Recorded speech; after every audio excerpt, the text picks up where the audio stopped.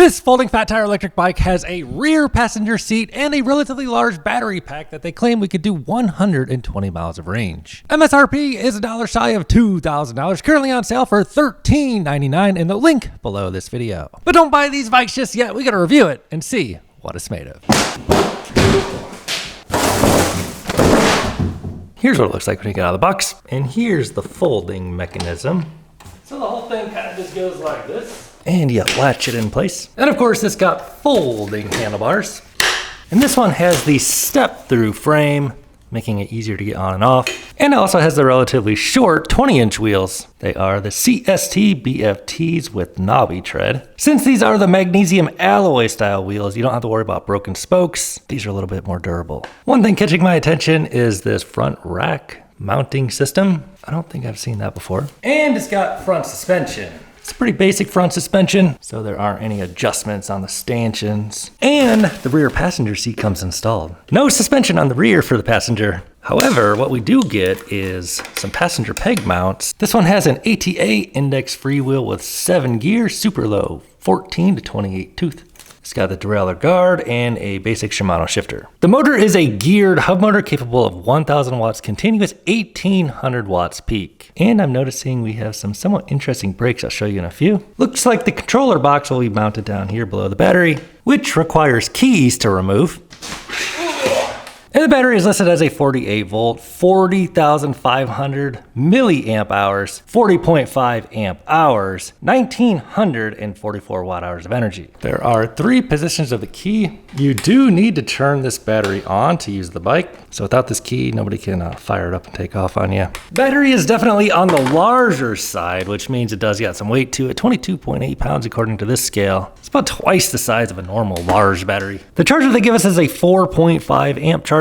So it'd take about 9 hours to charge that battery from empty to full. The brakes are mechanically actuated hydraulic disc brakes, meaning there is a cable. It is cable operated, and that actuates. Basically, there is hydraulic fluid in here. So we don't see this setup on too many e-bikes. I'll tell you guys how it feels when we get out for a ride. Brake rotors are 180 millimeter. I can just tell that by looking. It doesn't even say that on there. And around back, we get the same exact braking setup as on the front. There's another mount for the passenger peg.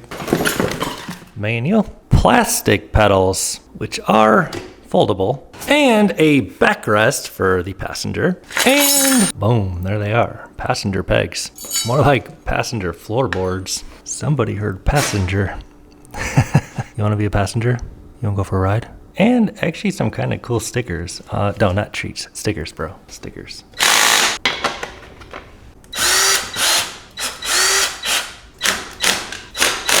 And then this goes right here, but to get to the bolts, you have to take this seat off. And speaking of seat, here's what the seat is looking like. It's got this little button right here for a quick release. And it has a little bit of a built-in suspension seat post. So while the back passenger doesn't get any suspension, the rider gets a little bit. So let's take a look at what we got going on up here.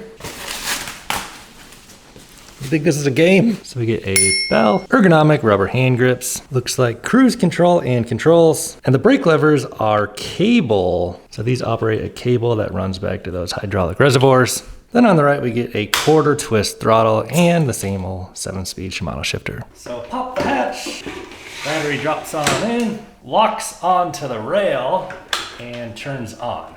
Bro's getting rowdy over here. So let's fire it up, see what happens. Looks like we get a color display battery readout in terms of a percentage up here as well as bars, speed, power down here on the bottom, love to see that. And 5 loads of pedal assist, I appreciate they started out on 5 as soon as we turn it on. Goes down to 0. And there's the cruise control button.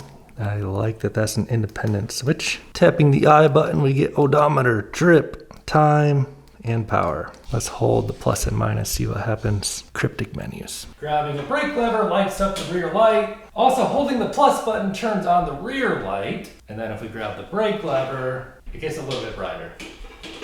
There's what the front light is looking like shining on the wall. It's a pretty basic headlight. So to give you an idea of the size of this bike, here's me getting on it. Here's what I look like on the bike with the seat and handlebars on maximum height and what my pedal stroke looks like. I'm 6'5", inseam 34. But the nice thing about these step-through style adjustable height handlebar and seat bikes is you can lower both of them all the way down to the lowest position. And here's what I look like on the bike on minimum seat height and minimum handlebars. So this style bike can fit multiple riders, and it's nice if you're going to share one bike for multiple people, and also need something that folds. So I think you know what time it is. All right, dudes, let's check out the Rattan LF Ultra and see how this thing rides. So you got to use the key here to turn on the battery, and powering up this color display, we can see we are on a full charge. So let's give it a rip up to 20% grade. I weigh 200 pounds, full throttle, pedal assist 5, not pedaling at all, giving us about 500 watts of power there, 400 watts of power, not pedaling at all. Let's give it another pull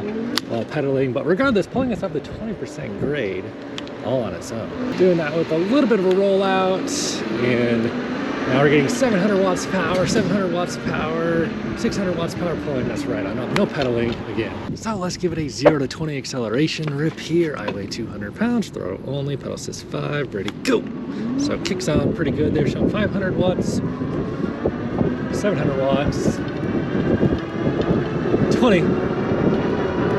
Still pulling strong over 20, so pretty quick electric bicycle. And to comment more on the riding position, I am noticing the handlebars are particularly wide on this bike. They also come up like high, as mentioned. The seat I wish did come a bit higher. You could just swap that seat post out for a longer one if you have long legs. I feel like, you know, the height of this seat post is probably going to be sufficient for most people. They probably didn't build this bike for somebody as tall as me. So what is the absolute top speed of this bike? Let's whip it around, find out. With a bit of a tailwind here, hitting 20 pretty quickly. Pulling 700 watts is showing there, and doing now 28, 30 on my GPS, 33 on the onboard 31 GPS, and I weigh 200 pounds, is pulling 560 watts here, and 32 on the GPS, shows 34 on the onboard, so pretty much peaking out around there, and you can't keep up with pedaling at this speed with the 7-speed shifter. This bro is on an e-bike, apparently carrying around a giant fallen palm leaf. Interesting. So we got the 20-inch knobby tread tires. They can get us going through a little bit of sand like this. We'll see how they do once we get out there in the deeper, softer stuff. That guy needs a little boost. So plenty of power to get through. You know, a little bit of sand on the trail here. Let's see how it'll do going off and up this hill.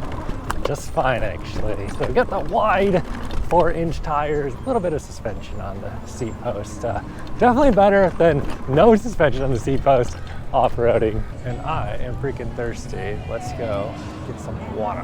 $1. I'll take one, man. Gotcha. Do you have a small water? I do have a small water. All right, thank you, appreciate you. Solid, man. Bro has a giant snake over here. No, man, I'm scared of snakes so bad. That's part of the reason why we're out here, not just to make money, but to get people over their fear of snakes. Yeah. If you want, you can pet his tail. His head can't bite. I'm good. I'm so good, man. I'm so good. So single motor powertrain, should be decent power. Let's see how it'll do riding on the soft sand. So we're doing throttle only. I'm gonna start downshifting some gears here. We're getting through. I'm helping it just a little bit because I feel like it's slowing down just a bit, but no, we're doing just fine. And now obviously once we get to the downhill portion and the sand starts getting a little more hard packed down here, and the knobby tread tires, we're doing just fine. Pulling about 15 miles an hour. Oh, the cruise control is on because I activated the cruise control, and we're gonna cut it back and go up this hill right here. So the CST knobby tread isn't like the deepest tread. Let's see how we can do on the geared hub motor. I'm helping it out here, pushing on the pedal just a bit, and we're pulling about 4 miles an hour, and actually making it through here with just a bit of assistance. I think, well, I guess actually if I let off, we're still going, but the sand's getting really soft right here, and it's struggling. But yeah, we can just barely get through the sand. I actually didn't think it was gonna be able to do it, but oh, it's easy to get off it. Oh shoot, I had the cruise control on. Obviously, if you want the best sand performance, dual motor is the way to go, but this will get the job done. So I like that this e-bike has the cruise control selector, so when you turn it on, if you just kind of hold the throttle for I don't know, 2-3 seconds here. Oh, I turned it off. You turn it on, you hold the cruise control for 2 or 3 seconds and it'll just kind of cruise you.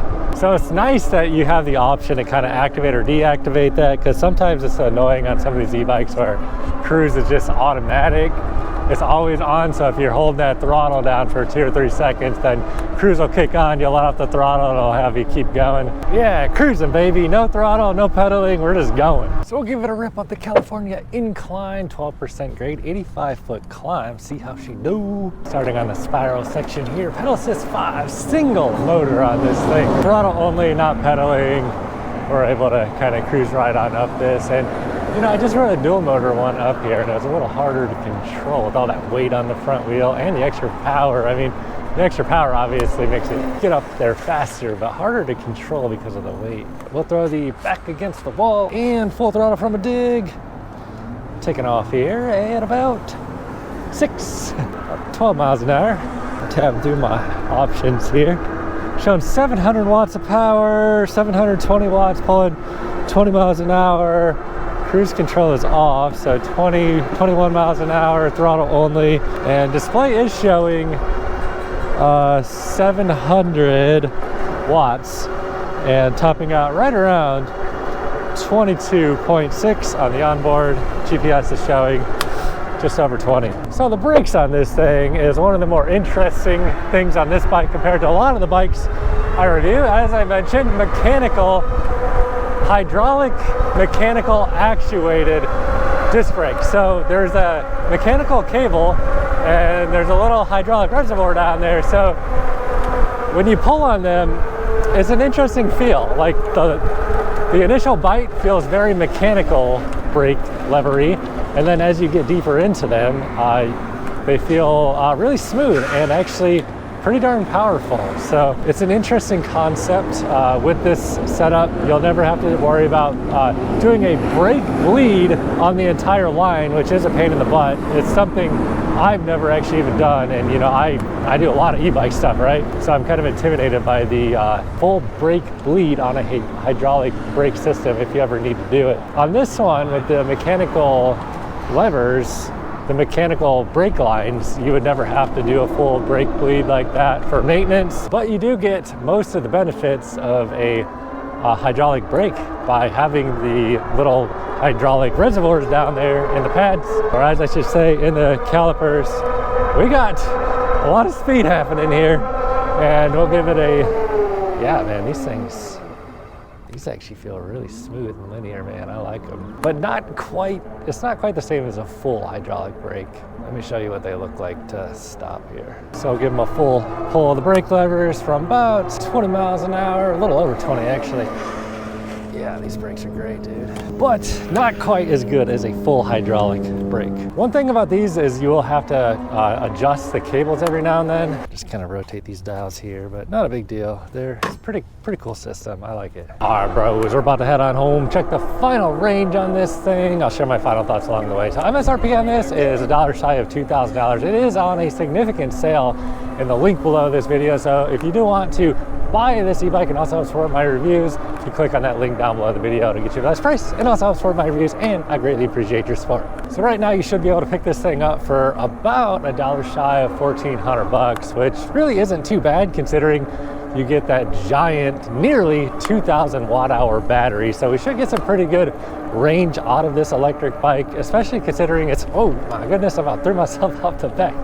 It is fairly powerful, so don't take your hands off the handlebars. It's cadence sensor, pedal assist 5, so it'll give you all that juice if you just kick on those pedals. It's pretty fun electric bike, and like I said, you know, I think we'll get some pretty good range out of it, being it is a single motor electric bike, so we have a little bit less weight than like a dual motor one, and since it's only one motor, we tend to it's a little less power hungry, only running one motor. If I was going to use this as my daily rider, I would throw taller seat posts on it just so I could get a full length pedal stroke, but probably most people this bike will fit just fine. You could always just swap out the seat post, super easy though. So pretty cool folding fat tire electric bike. If this is the kind of thing you're looking for and you want this, click on that link down below. We're gonna head home, check the final range.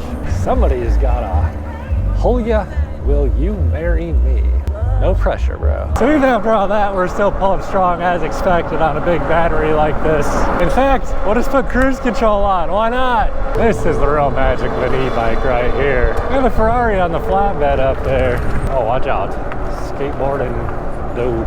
All right, bro, just rolling back into the neighborhood here. Let's see where we are on range. 18 miles, just over 18 miles, hour 21 minutes. Ride time, average speed 13.27. However, over on our readout, it is reading 100% remaining. I never saw that battery bar go below 100%. Now, surely this thing is not fully charged. So the battery on this thing is relatively big. And you know, if you're looking for a long range electric bike, I think a 2000 watt hour battery pack, you know, it's a good place to be. Once you start getting too big on the battery, you really start weighing the bike down. So the size of this battery and where it's located on the bike keeps the whole bike feeling, you know, pretty nimble and maneuverable. And it still kind of rides more like an electric bicycle. Whereas, you know, once you start cranking up, you know, from 40 amp hour, which this one is roughly 40 amp hour, up to like 60 amp hour, that's, you know, that's when the bike starts really feeling like a heifer,